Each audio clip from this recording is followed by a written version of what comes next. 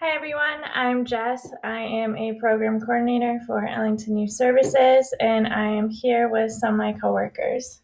Hi, I'm Kayla. I'm also program coordinator. And I am Diane Lasher-Penty. I'm the Director of Youth Services, and we're here to have a conversation about stress. We are in a time period where a lot of people are experiencing very high levels of stress, and we're hopefully not here just to sort of talk about stress management skills, but to teach you some information that can change your view towards stress for the rest of your life. And to do so, we're going to take a few steps back, and here on our slide, we are going into understanding that stress response. We need to look at stress and how it is in the body and in the brain before we are able to change that perception of stress.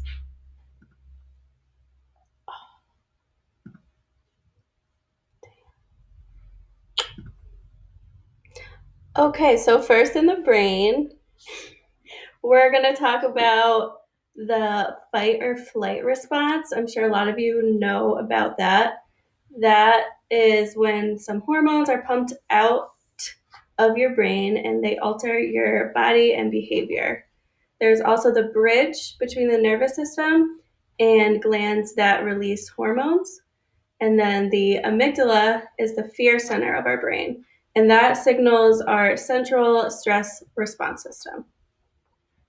So the amygdala is one of the oldest parts of our brain, and it's been around for ages. And it basically is our sensor, it's our security guard, and it warns us when there is danger. It's our survival mechanism. So it's been around for centuries and centuries and centuries. And what happens is when it recognizes that there's some danger, and that's where the bridge and the fear center, it sends out messages to the rest of your body that something's going on and your body needs to prepare for it. And you either get a fight, flight, and what I like to call actually freeze. So I believe in 3 different responses. Mm-hmm. And then that is when that stressful signal reaches a part where the hormone's released. And I think that hormone was cortisol on the last slide. But once that hormone is released, it looks like this in your body. So you can see your body, and it can be different for everybody. But these are some of the more common ones that people have is people who start complaining maybe of headaches. They get heartburn because their heartbeat is pumping a lot faster, so they may get red in the face. Their muscles get tense. They get stomach aches. You know, the old saying, I have butterflies in my stomach, that comes from this, where because your body's sensing it. So it's kind of using certain parts of your body to get it to go into survival mode. Right. So it's kind of just saying like a lot of people will say, oh, I have trouble sleeping. Mm-hmm. But you're having trouble sleeping because when your body's under stress and when your body has all those hormone signals shooting into it, your muscles are tense. Your muscles are ready to react to that situation. So that is why you're trouble sleeping, right, or any of the other bunch of symptoms that we have listed here. Right. And it kind of goes back to that interpretation. If you go back to the brain and the way the amygdala senses it, it takes in your 5 senses. Hopefully everybody remembers what their 5 senses are. Mm-hmm. Yes, it is hearing, seeing, taste, touch, smelling. And we bring into our world and we take that all into our brain and it interprets it. But how we interpret, how we perceive what's happening in the world around us makes all the difference in the world when it comes to how our body and how we react to stress. And that's what we're going to be talking about further. Mm-hmm. And why we're telling you all this is just you might not realize that what's happening to you, like any of these things, are related to stress. You might be thinking that something else is happening in your body or it could be even more stressful, but it's just a good thing to kind of know that stress can do all these types of things in your body. It's almost like it's simplifying it in a certain way. Totally. Now that we're done with our neuroscience lesson, we have our TED Talk here by Kelly McGonigal. She is introducing her research. You want to explain a little bit, Kayla? Sure. She's introducing some new research which just talks about how stress may not be bad for you, how we like kind of commonly believe that stress is bad for you and that we need to get rid of stress and we do stress management, but she teaches us to look at stress in a different way and kind of how stress can be helping us in different ways. So let's look at that. Love it. Basically, I've turned stress into the enemy. But I've changed my mind about stress. And today, I want to change yours. Let me start with the study that made me rethink my whole approach to stress. This study tracked 30,000 adults in the United States for 8 years. And they started by asking people, how much stress have you experienced in the last year? They also asked, do you believe that stress is harmful for your health? And then they used public death records to find out who died. Okay, some bad news first. People who experienced a lot of stress in the previous year had a 43% increased risk of dying. But that was only true for the people who also believed that stress is harmful for your health. People who experienced a lot of stress but did not view stress as harmful were no more likely to die. In fact, they had the lowest risk of dying of anyone in the study, including people who had relatively little stress. Now, the researchers estimated that over the 8 years they were tracking deaths, 182,000 Americans died prematurely, not from stress, but from the belief that stress is bad for you. That is over 20,000 deaths a year. Now, if that estimate is correct, that would make believing stress is bad for you the 15th largest cause of death in the United States last year, killing more people than skin cancer, HIV, AIDS, and homicide. You can see why this study freaked me out. Here I've been spending so much energy telling people stress is bad for your health. So this study got me wondering, can changing how you think about stress make you healthier? And here the science says yes. When you change your mind about stress, you can change your body's response to stress. Now, to explain how this works, I want you all to pretend that you are participants in a study designed to stress you out. It's called the social stress test. You come into the laboratory, and you're told you have to give a 5-minute impromptu speech on your personal weaknesses to a panel of expert evaluators sitting right in front of you. And to make sure you feel the pressure, there are bright lights and a camera in your face, kind of like this. And the evaluators have been trained to give you discouraging nonverbal feedback, like this.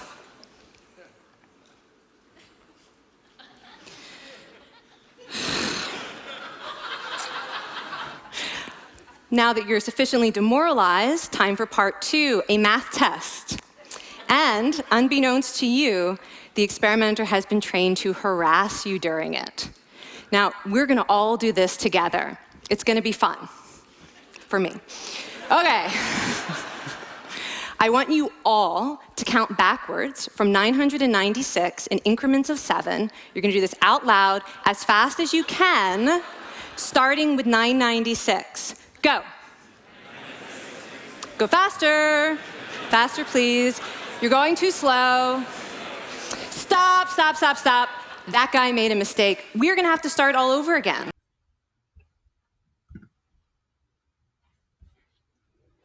Okay, so now with all that being said, we cannot necessarily relate this to a test that's coming up in your life, but it can certainly be related to all the other stressful scenarios going on in today's world. One of the biggest things, especially, I mean, even if it does come to test, a lot of times stress can be related to uncertainty, not knowing what's going to happen, and then the pressure that can be put on ourselves of the what ifs. We are a what if scenario society, culture. And one of the things we need to focus on is what we can control, what we have the ability, and how to acknowledge I have the stress and how to go through it. Right now in our world, we're living in a world of uncertainty. We don't, we wait 3 weeks to find out school's been closed today. We just found out today the school's closed for the rest of the year. And that can be very stressful for a lot of families and people. And for a lot of high school students, there's that missing of closure, the end of the school year, not being around with friends. It could be missing my spring sports season. It could be missing the end of the year concert that you've been working all year towards. There's a lot of things that are a lot of our expectations. Right. We always start the school year off with, this is my goal. This is what I'm going to do. And then what happens is something happens out of our control, like this virus. And a lot of things have been taken away from us, the unknown, and that adds a lot of stress. Absolutely. Yeah. So if you just take a minute, look at each of those, like, what do each of these mean to you right now? Like control. What do you feel that you have no control over right now? Closure. I'm sure there's plenty of you that feel like they're losing closure over what's happening right now. So yeah, just take a minute, go ahead, control, closure, expectations, pressure, and unknowns. And I think like what Kelly was talking about in the beginning when she was talking about like, okay, so I'm going to give you guys this test, is what is our mindset?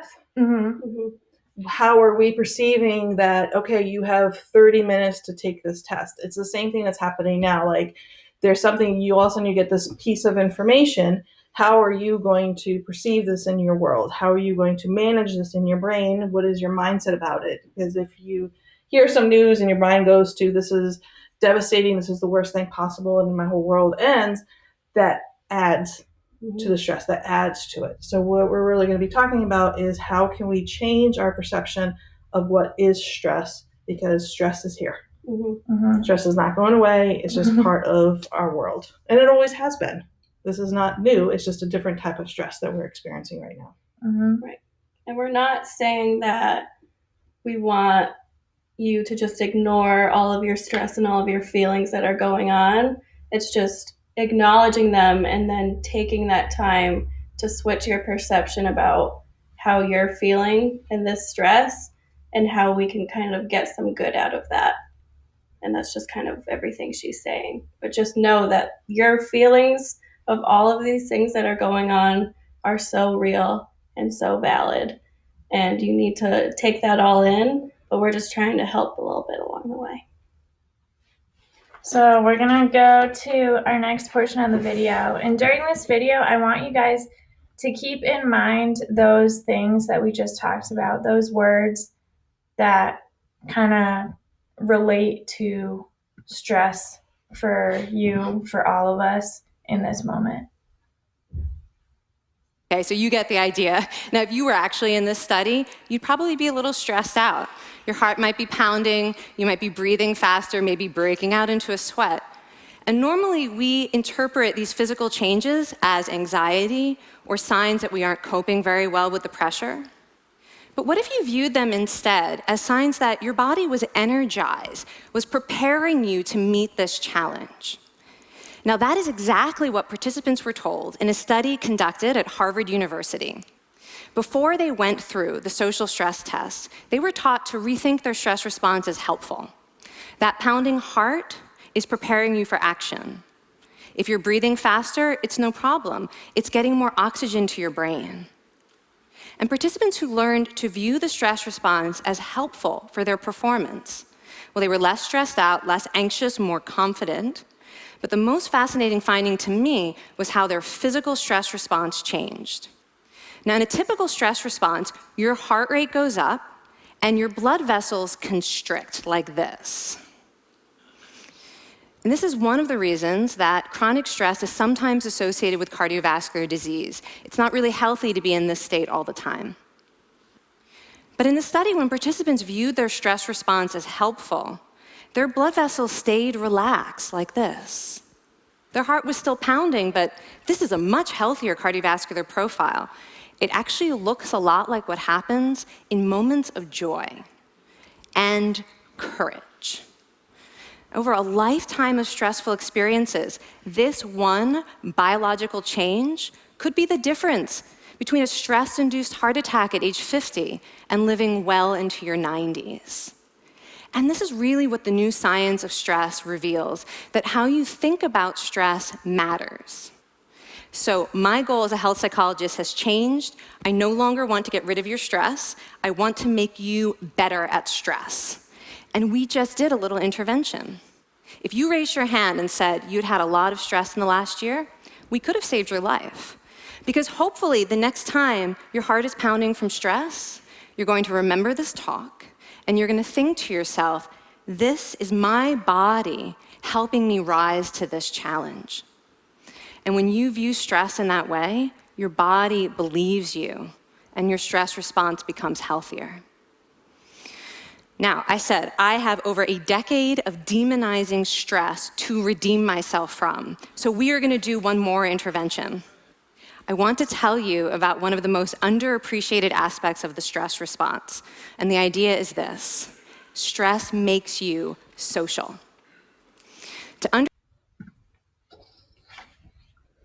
Okay, so now that we watched that clip, so I want you guys to think back to that specific stressful scenario.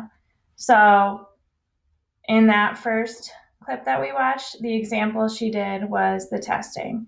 And then the examples that Kayla and Diane here listed were some of the unknowns and pressures that you guys are going through. And then we have these questions that we want you to ask yourself next. So, like, one of the questions is, what does stress response look like for you? Like, for me, my stress response is I get really muscle tight. Sometimes I get very snappy and get very angry. My family can definitely say I get snappy. And I have to sort of take a step back when I realize what I'm doing, and make sure that I don't take my stress out onto other people, and I need to find a productive way to deal with that stress. And like after watching that video, now that you have acknowledged your stress, now you can ask yourself, what challenge is your stress response preparing you for? Like, I just love how she related that your stress response is just your body preparing you for something. So when you get snappy or when your muscles are tight, maybe it's your body's a little confused and your body's preparing you for whatever I'm thinking is stressing whatever me out. Your it's brain's like, telling you. Yeah. Because it's sort of like you kind of feel like sometimes you're preparing for a battle. And I think that's where a lot of the anger and snappiness come from. And I know some other people sometimes are the opposite, where they might sort of withdraw. And that's where you get the fight, flight, and freeze response. And it's sort of finding out what is your domain, but knowing that also stress can work for you. Right. I know, like, I'm, right now my life has changed and I'm doing a lot of work from home. And there's days where I'm kind of like have very low stress. And my motivation to actually sit and do work is not that strong. Absolutely. Netflix is calling me to watch, Parks and Rec for the 50th millionth time. But when I have stress of like, okay, this is due, like I have a report due or something, or I have to attend a meeting, I have a little bit of stress that propels me to work well. Versus, I want to make sure I stay level and I'm not way stressed out and then I can't focus either. So it's finding that middle ground for myself. Because it can be kind of like a vicious cycle where you're stressed. You might be more mindful about your body and that when you're stressed, and then you stress over the fact that you're stressed. And then it's just a vicious cycle that you can't get out of. But this is just kind of a cool way to almost stop that cycle and say, okay, I know I'm stressed. I feel my body feeling super stressed right now. Let's look at that differently. Why am I stressed? Is it preparing me for something? Am I becoming more courageous? Right. It's like right here on the side. It's just noticing your stress. And these are just a few of the questions that we came up with of how to take that minute to just notice your stress. So stress is telling you that something is important, it's going to be happening, Mm-hmm. and then something that could be something that's actually good for you. Right. Yeah, It doesn't mean that just because you're stressed about an event, that means it's bad. Like you'd be stressed before your sporting game or a concert, but you use that adrenaline and that hormones that's rushing through your body to go out and perform and do well. Yeah, Diane, that's actually like a really good point. And I think she said that in the video.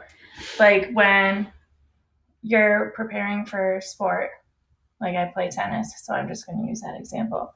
And thinking back to tennis matches beforehand, I feel tight, I feel jumpy, my heart's pounding, like I'm already sweating before I even start playing. But in that moment, I'm excited.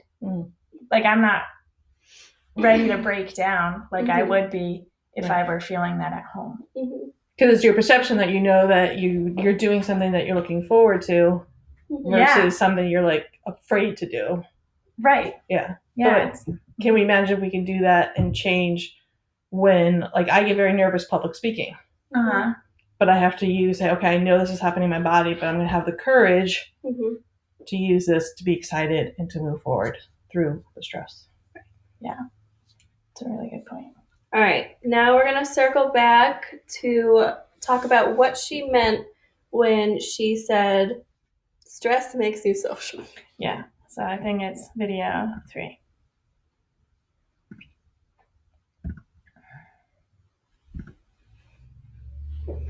The idea is this: stress makes you social. To understand the side of stress, we need to talk about a hormone, oxytocin. And I know oxytocin has already gotten as much hype as a hormone can get.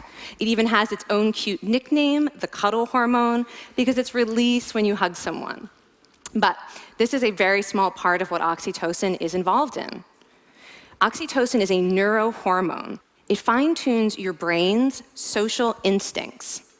It primes you to do things that strengthen close relationships. Oxytocin makes you crave physical contact with your friends and family. It enhances your empathy.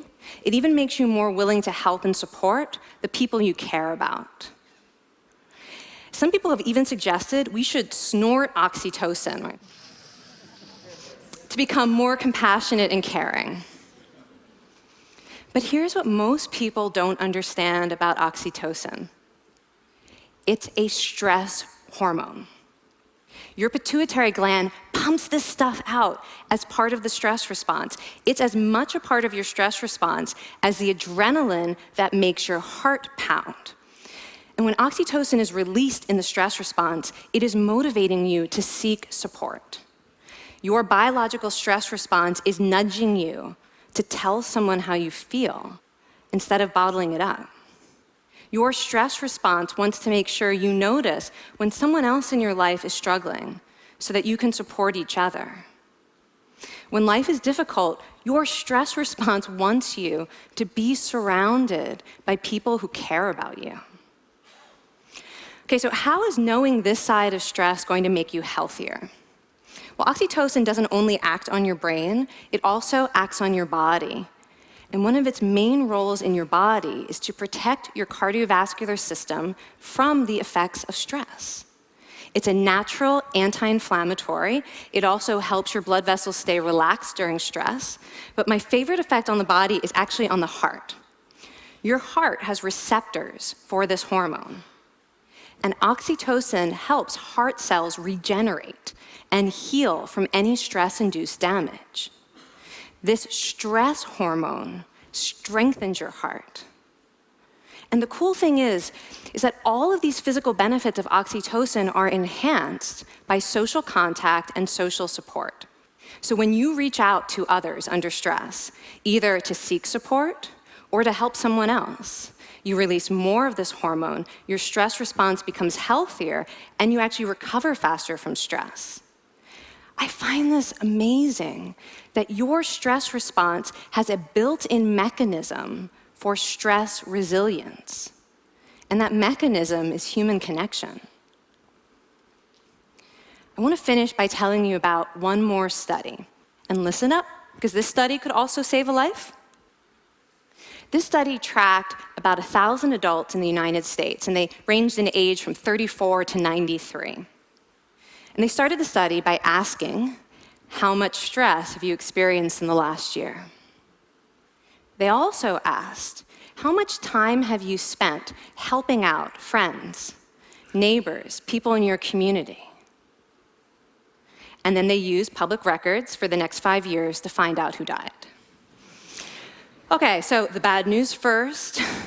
For every major stressful life experience, like financial difficulties or family crisis, that increased the risk of dying by 30%. But, and I hope you are expecting a but by now, but that wasn't true for everyone. People who spent time caring for others showed absolutely no stress-related increase in dying, 0. Caring created resilience. And so we see once again that the harmful effects of stress on your health are not inevitable. How you think and how you act can transform your experience of stress. When you choose to view your stress response as helpful, you create the biology of courage.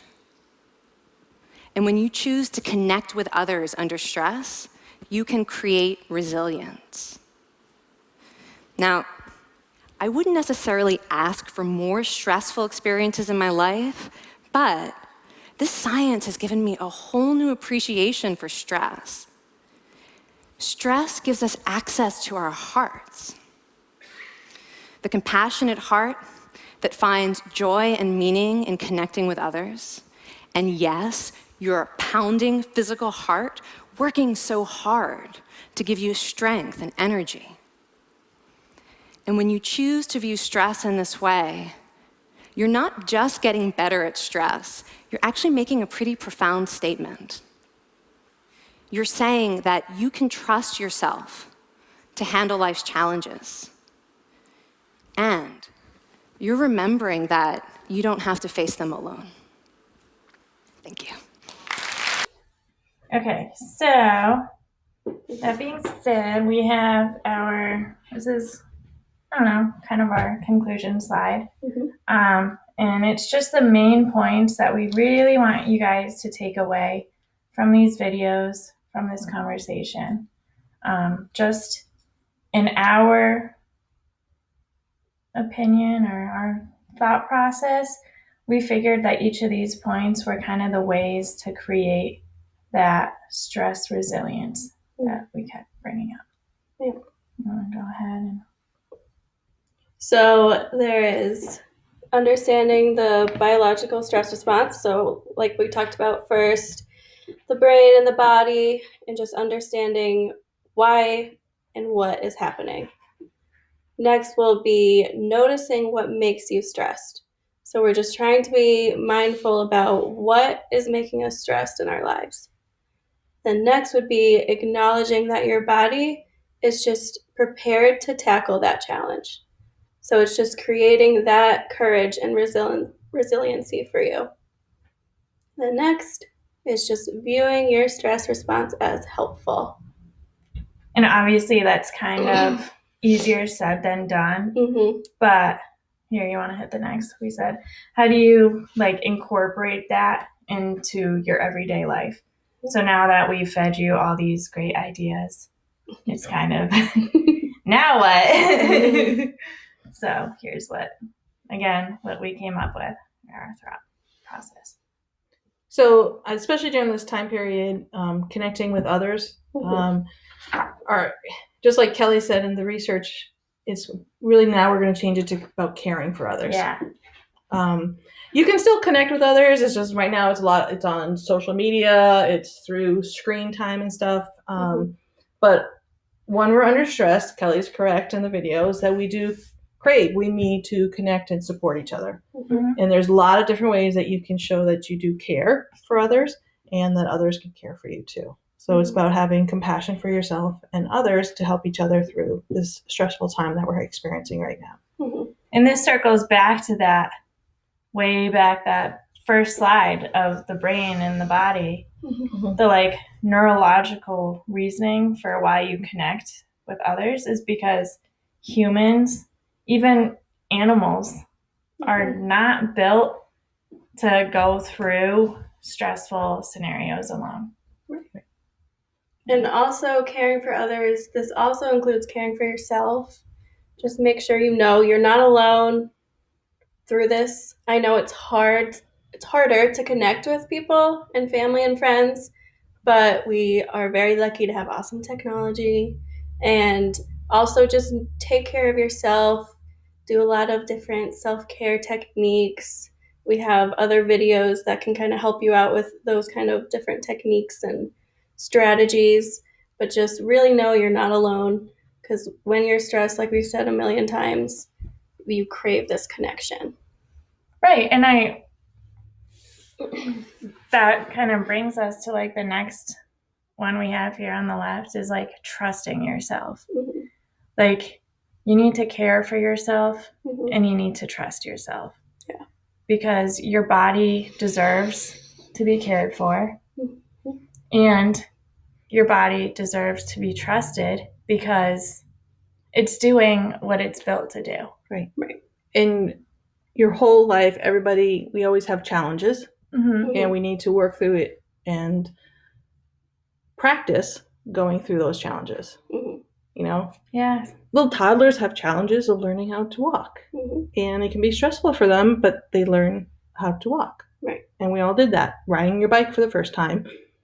Everyone has that fear, but hopefully many of us have conquered that, and we learned to face that challenge head on. And this is a challenge that we're all experiencing together, and that's why we're not alone in this, because we all are having these feelings and thoughts and stress about life, and we all have been impacted by this some way. Mm-hmm. But you're definitely not alone. Everybody's here for each other, and we need to show that. Mhm.